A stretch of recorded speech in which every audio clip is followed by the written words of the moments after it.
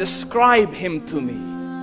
And Muslims, look at the description of your Rasul. And for some, this would be the first time you hear what your Prophet looked like. I saw a man of striking appearance.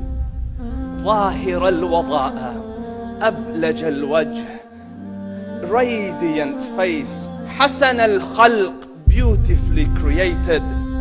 لم تعبه الثجلة, his belly wasn't protruding. ولم تزر به السعلة, nor was his head disproportionate and small. وسيم قسيم, proportionate and delicate, finely made, a specimen of a creation. في عينيه دعج, in his eyes there was a contrast.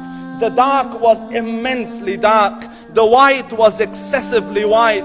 وفي أشفاره وطف, and his eyelashes were long. وفي صوته صهل, and in his voice was a natural echo. وفي عنقه سطع, and his neck was elegantly long. وفي لحيته كثاثة, his beard was full and thick. أزج أقرن, his eyebrows were arched, but they were not joined, it was separated. In summit فعليه الوقار, when he was silent, dignity covered him. وإن تكلم سماه وعلاه البهاء, and when he spoke it was audible and clear, almost commanding and overtaking. أجمل الناس وأبهاهم من بعيد, from afar the most striking and outstanding in appearance. وأحسنهم وأجملهم من قريب, and when he came near, the best of them and the most handsome of them in closeness. حلو المنطق, such an exalted and sweet level of logic. Like when he used to speak, it was so coherently logical, it was smooth and easy to understand.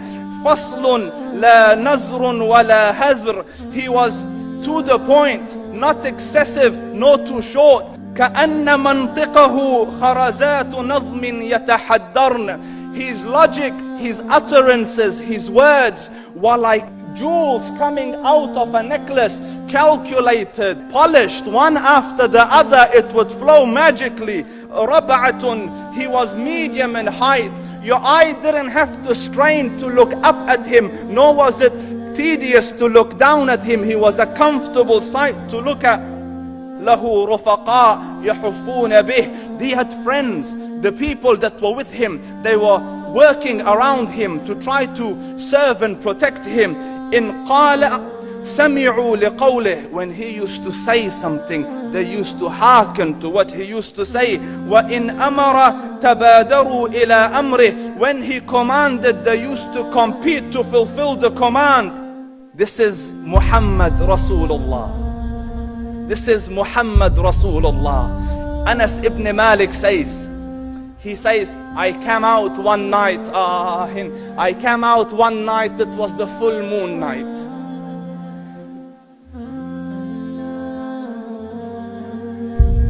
And I looked at the moon, and in the desert, understand, the moon is an awesome sight.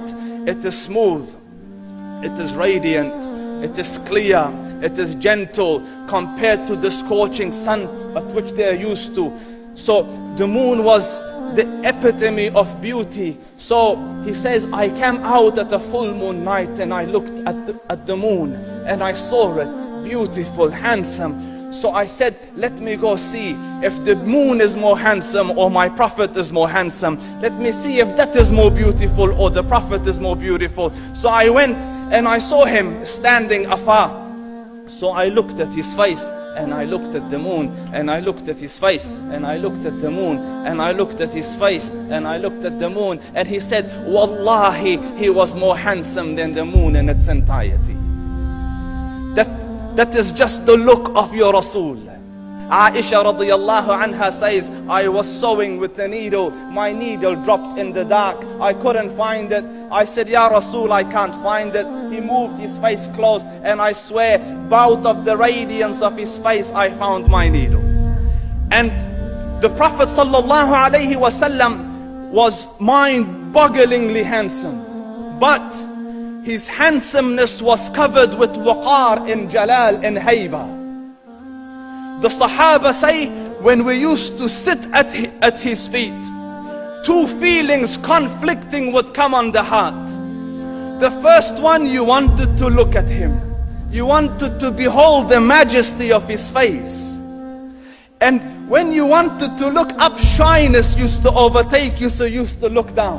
Amr ibn al-As says, I sat with him many times, but if you ask me to describe his face, I can't describe it. I wouldn't be able to look up to him ijlalan wa ta'zeeman. I couldn't look up at him. And that is why he didn't have the problems that Yusuf alayhi salam had.